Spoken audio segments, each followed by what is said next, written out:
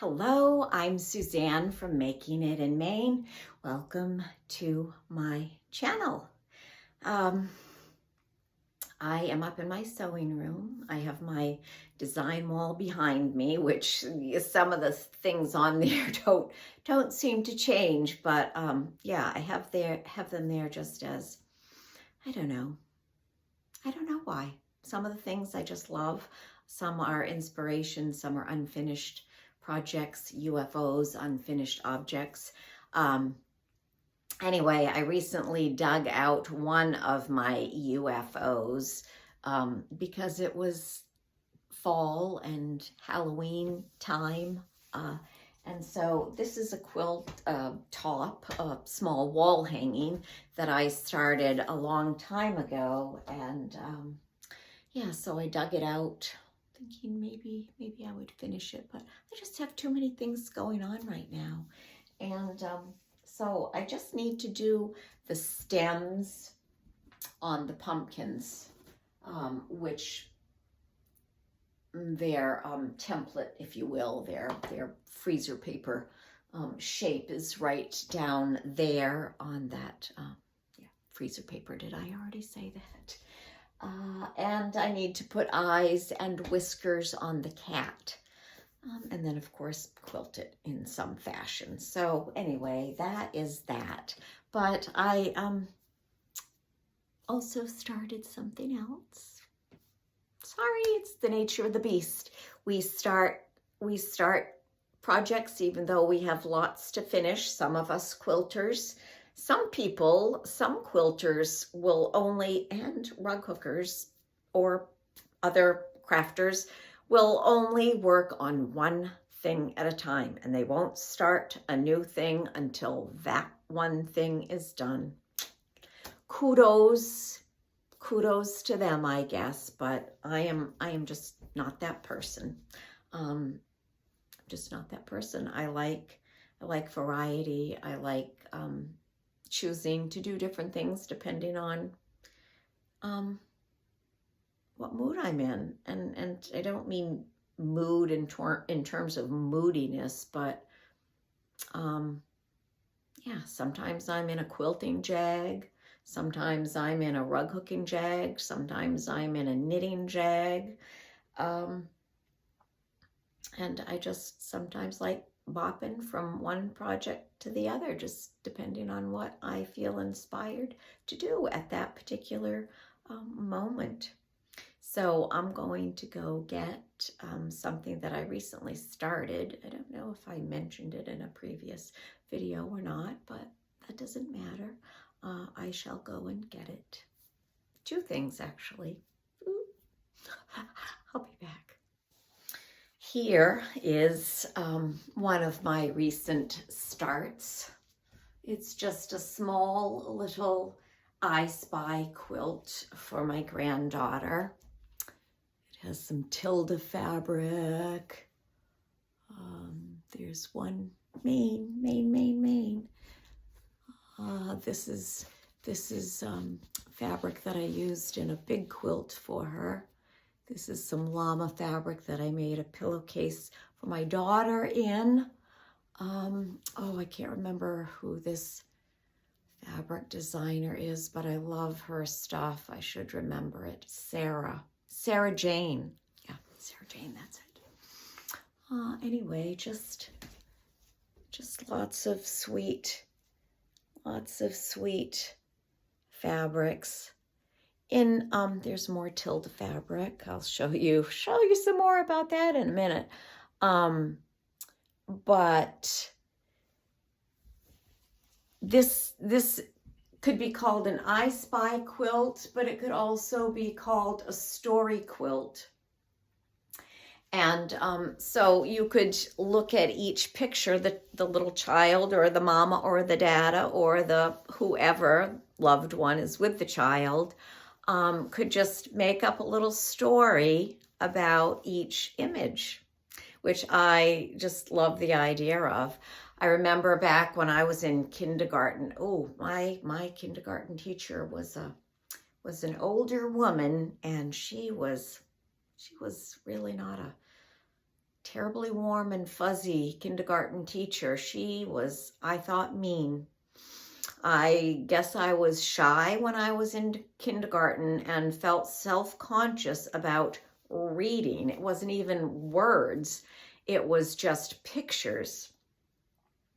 And I was supposed to read the picture, and I just was too shy. I didn't feel comfortable or confident. And she said to me, "Do you want a big fat zero?" As if I really even probably didn't even know what that meant. But I think I cried.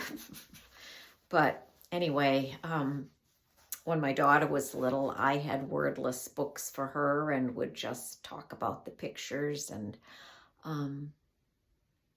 I think I still had those books when my granddaughter was born, so we would read those same wordless books to her.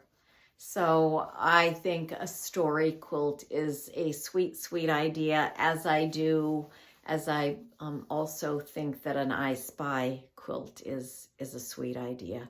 My granddaughter, when she lived here with us, we often played I Spy just before bed, and just fun activities to do with the wee ones in your life. So maybe that will inspire you to make a I Spy quilt or story quilt. Actually, I made a story quilt for a former coworker when she had her first baby. I cut circles of some sort of conversational fabrics, and I needle turn appliqued them onto a piece of plain linen, of all things. I don't remember what I backed that little quilt with, but anyway, that was my first little story quilt. So anyway, as I said, I hope that inspires you to do something for the wee ones in your life. All right, I'm going to be back and show you another recent start. We'll see how long it takes me to call that a finish. Be back. You're about to hear a little story I made up to go with this little piece of fabric. Once upon a time, there was a rabbit named Fluffy. It was a very, very rainy day, and he didn't know what to do with himself. So he asked his mama, "Mama, what can I do today?" She said, "Well, Fluffy, let me think." So Mama thought for a few minutes, and then she collected some blankets and some chairs, and she hung those blankets over the chairs to make a little tent. And Fluffy was so excited, he got himself a little quilt and put it down on the floor. And then he got some paper and a pencil and his headlamp, and he got under the tent and he made a story. He wrote a story. He wrote a story about rabbits on rainy days, and he made a story about rabbits on sunny days and rabbits on snowy days and all the fun things that can be done. And then he folded his story up and gave it to his mama to read. And she said, "Wow, Fluffy, you thought of so many fun things to do. We'll have to get this little quilt tent out on another day. But right now, it's time for supper." "Okay, Mama. Thanks for making me a tent today. I loved playing in it." The end. This adorable image is my sister sitting underneath one of the blanket tents my mom made for us kids when we were little.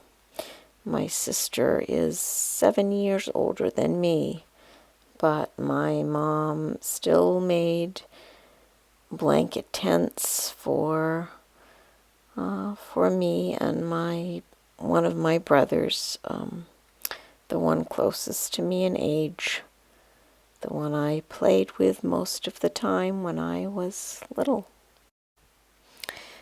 It is because of sweet, sweet childhood memories that I was drawn to this adorable fabric. All right, I wanted to go and get this book. It's a very nice book, Material Obsession, and there is a Material Obsession 2 also, I believe. It's by Kathy Dowdy and Sarah Filkey, both Australian women. So it's actually, no, it's not that quilt that I was drawn to currently. It was this quilt right here. So I love hexagons for one thing, and I really liked that quilt. And so I don't know if you can see, it has circus fabric in the center. Well, let me just set this down. So I have some Tilda fabric that made me think of that quilt. And here it is. It's Tilda's 25th year jubilee. So that is the cute Tilda fabric. So I thought I'm going to use that instead of circus fabric, even though this is like circus fabric. It's different from the circus fabric in that book, but I thought that would be very cool. And so I thought, oh, I don't want to go with the polka dots and stripes that are in the book. So I was trying to just find locally other Tilda fabrics that I could use instead of the stripes and circles. And did I drop something? I guess not. So anyway, this is one that I mocked up, if you will. And I just decided that I don't really want to keep going with this idea. I mean, I'll grab the other fabric to show you. You can look at my design wall while I'm gone.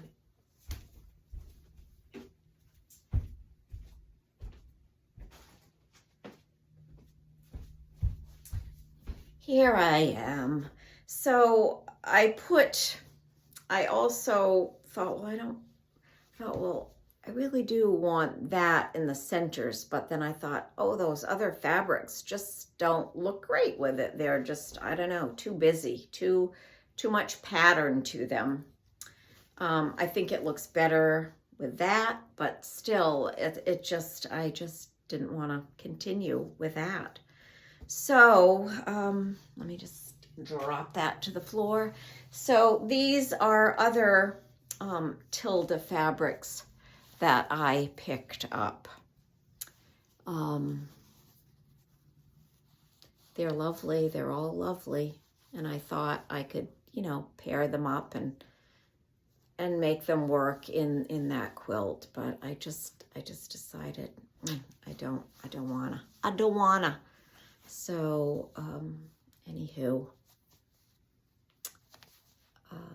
I just love Tilda fabric, and the quilt shop that I got these fabrics at, they were doing a buy 3 get 1 free, so it was a good deal.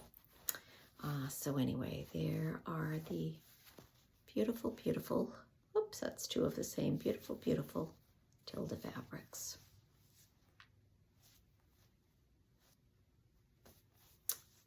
And I think most all of these are from that Jubilee line. Yes, well, So while I was shopping there, that's the quilt shop that I took my sewing machine to, my Janome sewing machine to be repaired because it had been acting out. So they fixed it. So I got those when I went to pick it up.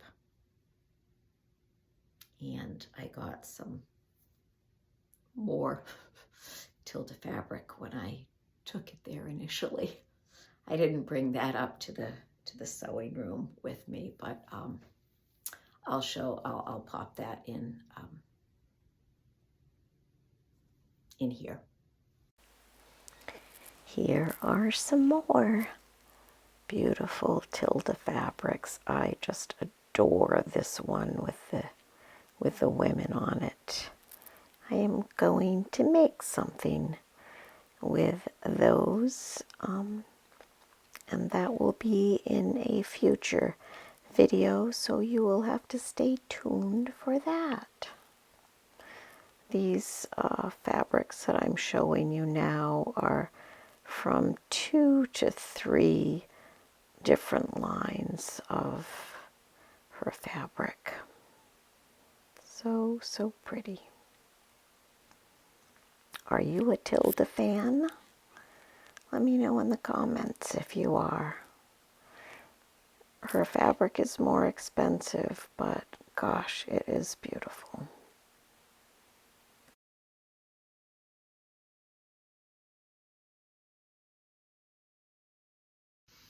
Okie dokie smoky. That's a short little video for today because I have other things to do. I hope you'll stop back. Subscribe if you haven't. That'll help me get seen by more people. It'll help me grow my channel.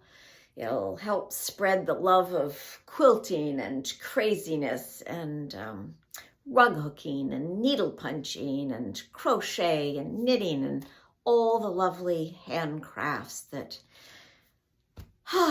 that feed our souls, that bring us a sense of calm and peace, and it's very therapeutic and so enjoyable. And yeah, it's just fun. It's fun to spread the love, fun to spread the handcrafts.